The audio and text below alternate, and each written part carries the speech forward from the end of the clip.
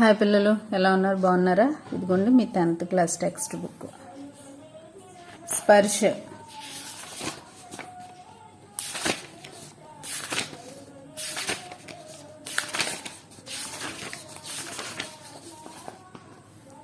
పద్యఖండ్, గద్యఖండ్. మొత్తం మీకు 14 లెసన్స్ ఉన్నాయి. పద్యఖండ్ కబీర్ గారు రాసిన లెసన్ ఇది. సాఖి. సాఖి అంటే సాక్షి అని అర్థం. సాఖి అంటే సాక్షి అని అర్థం. క్వశ్చన్ అండ్ ఆన్సర్స్ చూడమ్మా. ప్రశ్న అభ్యాస్. 7 క్వశ్చన్ అండ్ ఆన్సర్స్ ఉన్నాయి. క్వశ్చన్ అండ్ ఆన్సర్స్ చూద్దాం ఈ వీడియోలో. मीठी वाणी बोलने से औरों को सुख और अपने तन को शीतलता कैसे प्राप्त होती है? मोदल प्रश्न. दीपक दिखाई देने पर अंधियारा कैसे मिट जाता है? साखी के संदर्भ में स्पष्ट कीजिए. ईश्वर कण कण में व्याप्त है, पर हम उसे क्यों नहीं देख पाते? संसार में सुखी व्यक्ति कौन है और दुखी कौन? यहाँ सोना और जागना किसके प्रतीक हैं? इसका प्रयोग यहाँ क्यों किया गया है? स्पष्ट कीजिए. मीठी वाणी बोलने से औरों को सुख और अपने तन को शीतलता कैसे प्राप्त होती है? మధురంగా మాట్లాడడం వల్ల ఇతరులకు సుఖం మరియు మన శరీరానికి చల్లదనం ఎలా ప్రాప్తిస్తుంది అనేది ప్రశ్న.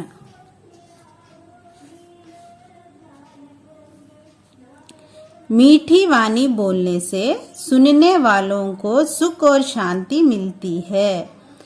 మనం మధురంగా మాట్లాడడం వల్ల వినే వాళ్లకు సుఖంగాను శాంతిగాను ఉంటుంది. वे विनय और आदरपूर्ण वचनों को सुनकर सुखी होते हैं. వాళ్ళు మనం మంచిగా మాట్లాడితే, మనం వినయంగా గౌరవంగా మాట్లాడితే ఆ మాటలు విని వాళ్లకు హాయిగా ఉంటుంది. इससे बोलने वालों को भी शीतलता का अनुभव होता है. మనం మధురంగా మాట్లాడితే అలా మాట్లాడే వాళ్ళకి కూడా చల్లదనంగా అనిపిస్తుంది. శీతలత అంటే చల్లదనం. ఇసీలియే అందుకని కఠోర్ వచనోం కో చోడ్కర్ మనం కఠినమైన మాటలను వదిలిపెట్టి మృదు వచన్ బోల్నా చాహే మనం ఎదుటి వాళ్ళతో మృదువుగా మంచిగా మాట్లాడాలి. తబ్ उसके तन को शीतलता प्राप्त होती है. అప్పుడు శరీరానికి చల్లదనం ప్రాప్తిస్తుంది. ఇక్కడ చల్లదనం అని అన్న, సుఖం అని అన్న, హాయిగా అనిపిస్తుంది అని అర్థం. అంతేగాని కూల్గా అనిపిస్తుంది అని అర్థం కాదమ్మా. హాయిగా అనిపిస్తుంది. మనం మంచిగా మాట్లాడితే ఎదుటి వాళ్ళకి హాయిగా ఉంటుంది. కఠినంగా మాట్లాడినా, బాధపరిచే మాటలు మాట్లాడినా ఎదుటి వాళ్ళ మనసు బాధపడుతుంది. అందుకని మనం మంచిగా మాట్లాడాలి అని అర్థం. दीपक दिखाई देने पर अंधियारा कैसे मिट जाता है? साकी के संदर्भ में स्पष्ट कीजिए. దీపం వెలిగించడం వల్ల చీకటి ఎలా పోతుంది? సాఖి అనే సందర్భంలోని మనం ఈ అర్థాన్ని స్పష్టంగా చెప్పాలి. జవాబు చూద్దాం. दीपक के प्रकाश में अंधेरा समाप्त हो जाता है. దీపం యొక్క వెలుగు వచ్చేసరికి చీకటి అంతా పోతుంది. చీకటి అంతా పోతుంది కదా, దీపం వెలిగించేటప్పుడు చీకటి అంతా పోతుంది. సాఖీ కే సందర్భ కే అనుసార్, ఈ సాఖీ సందర్భాన్ని అనుసరించి ఈశ్వర్ కే ప్రేమ రూపీ ప్రకాష్ కో పానే పర్ హమారే మన్ కే అంధేరా అంటే మనం భగవంతుని ప్రేమ అనే ప్రకాశం పొందగానే మన మనసులోని చీకటి అంటే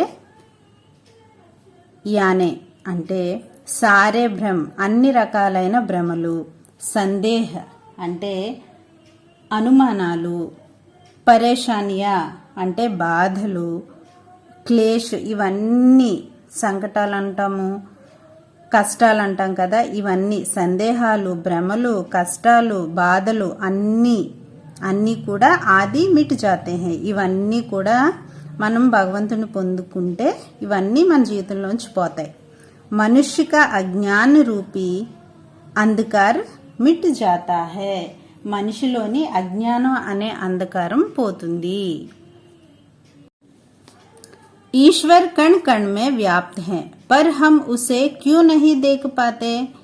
భగవంతుడు అణువణువున వ్యాపించి ఉన్నాడు కదా, కానీ మనం భగవంతుణ్ణి ఎందుకు చూడలేకపోతున్నాం అనేది ప్రశ్న. ఈశ్వర్ కణ్ కణ్ మే వ్యాప్త హై. భగవంతుడు అణువణువున ఉన్నాడు. पर हम अज्ञान और अहंकार के कारण ईश्वर तक नहीं पहुंच सकते हैं. కానీ మనము అజ్ఞానము, అహంకారము వీటి కారణాల వల్ల ఈశ్వరుడి దగ్గరికి, భగవంతుడి దగ్గరికి మనం వెళ్ళలేకపోతున్నాం. అంటే మన మనసులోని ఈర్ష, అహంకారము, అజ్ఞానం అలాంటివి ఉన్నందు కారణంగా మనం భగవంతుని చూడలేకపోతున్నాం, ఆయన వరకు మనం వెళ్ళలేకపోతున్నాం. ఈశ్వర్ కో దేఖ్నే కే లియే జ్ఞాన్ హోనా ఆవశ్యక్ హై. భగవంతుణ్ణి చూడాలి అంటే మనం జ్ఞానం పొందుకోవాలి. జ్ఞానం ఉండడం చాలా అవసరం. తబీ హమ్ అప్నే మన్ మే छिपे భగవాన్ కో దేఖ్ సక్తే హై. అప్పుడే మన మనసులో ఉన్న భగవంతుణ్ణి మనం చూడగలుగుతాము. తబీ హమ్ అప్నే మన్ మే छिपे భగవాన్ కో దేఖ్ సక్తే హై. అప్పుడే మనం మన మనసులో దాగి ఉన్న భగవంతుణ్ణి చూడగలుగుతాము. ఈ క్వశ్చన్ కొద్దిగా జాగ్రత్తగా చూడమ్మా. ఫస్ట్ 3 ఈజీగానే ఉన్నాయి, కానీ ఇది ఒక్కసారి జాగ్రత్తగా చూడండి. సంసార్ మే సుఖీ వ్యక్తి కౌన్ హై. ప్రపంచంలోని సుఖంగా ఉన్న వ్యక్తి ఎవరు? और दुखी कौन है. అలాగే బాధపడుతున్న వ్యక్తి ఎవరు? యహా సోనా और జాగ్నా కిస్కే ప్రతీక్ హై. ఈ దోహేలో కబీర్ గారు చెప్పిన దోహేలో సోనా అంటే నిద్రపోవడం, జాగ్నా అంటే మేల్కోవడం. ఈ 2 పదాలు దేనికి చిహ్నంగా మనకి చూపించారు? ప్రతీక్ అంటే చిహ్నం. దేనికి చిహ్నంగా చూపించారు? Iska ప్రయోగ్ యహా quo Kia Gaya high. ఈ వాక్యాల్ని ఈ దోహేలో ఎందుకు ప్రయోగించారు? స్పష్ట కీజియే, స్పష్టంగా చెప్పండి. జో వ్యక్తి సాంసారిక సుఖం కో భోగుతా హై వహీ సుఖీ హై. ఏ వ్యక్తి అయితే ఈ ప్రపంచంలో ఉన్న సుఖాలన్నీ పొందుతాడో తను సుఖంగా ఉన్నట్టు. జో వ్యక్తి దిన్ రాత్ ఈశ్వర్ సే మిల్నే కే లియే తడుపుతా హై వహీ దుఃఖీ హై. ఏ వ్యక్తి అయితే పగలు రాత్రి భగవంతుణ్ణి కలుసుకోవటానికి వ్యాకులత చెందుతాడో ఆయనే దుఃఖంతో ఉన్న వ్యక్తి. యహా सोना शब्द ఈశ్వర్ కే ప్రతి ఉదాసీనత కా ప్రతీక్ హై. ఇక్కడ సోనా నిద్రపోవడం అనేది భగవంతుడి ఎడల మనం నిర్లక్ష్యం చూపించడం అనేదానికి ప్రతీకగా చెప్పబడింది. నిద్రపోవడం అనేది భగవంతుడి ఎడల మనం చూపే నిర్లక్ష్యానికి ప్రతీకగా చూపబడింది. జాగ్నా కా అర్థ్ ఈశ్వర్ కే ప్రతి आस्था रखकर उसे पाने के उपाय में प्रयास करना. అయితే మేలుకోవడం అంటే నిద్రపోకుండా ఉండడం దేనికి ప్రతీకగా చూపించింది అని అంటే ఆస్థ అంటే విశ్వాసం, నిష్టగా ఉండడం. జాగన అనే వర్డ్ భగవంతుడి ఎడల విశ్వాసంగా నిష్టగా ఉండడానికి ప్రతీకగా చూపించడం జరిగింది. कबीर दास ने ईश्वर के प्रति उदासीन लोगों के भौतिक संसार के सुखों को व्यर्थ बताते हुए उन्हें सोया हुआ बताया है. ఇక్కడ జాగ్రత్తగా వినండమ్మా. కబీర్ దాస్ ఏమని చెప్తున్నారు అంటే భగవంతుడి ఎడల నిర్లక్ష్యం కలిగిన ప్రజలు ఎవరైతే ఉన్నారో వాళ్ళు భౌతికపరమైన సుఖాలు ఎన్ని అనుభవించినా సరే అది వ్యర్థం అని చూపిస్తూ మనకి ఈ సోయా అనే పదాన్ని కబీర్ దాసు మనకి చెప్పారన్నమాట. అర్థమవుతుంది కదమ్మా. ఉన్కే అనుసార్ ఈశ్వర్ కే ప్రతి భక్తి రఖకర్ ఉన్కే లియే, ఆయన్ని అనుసరించి భగవంతుడి ఎడల భక్తి ఉంచుకుని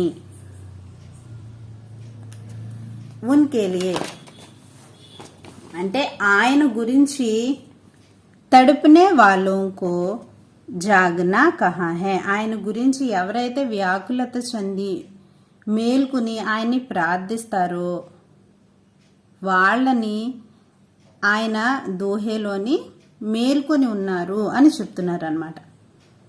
మరలా చెప్తున్నాను, భగవంతుడి ఎడల ఎవరైతే నిర్లక్ష్యం కలిగి ఉన్నారో ఆ ప్రజలందరినీ కబీర్ దాసు నిద్రపోయారని, ఎవరైతే దేవుడి ఎడల లక్ష్యం చూపించి దేవుని లక్ష్య పెట్టి భగవంతుని ప్రార్థిస్తున్నారో వాళ్ళందరూ మేల్కొని ఉన్నారని కబీర్ తన దోహేల్లో చెప్పారు. అర్థమైంది కదా పిల్లలు. నెక్స్ట్ మిగిలిన క్వశ్చన్స్ నెక్స్ట్ వీడియోలో చూద్దాం. మీ ఫ్రెండ్స్ అందరికీ ఈ వీడియో షేర్ చేయండి.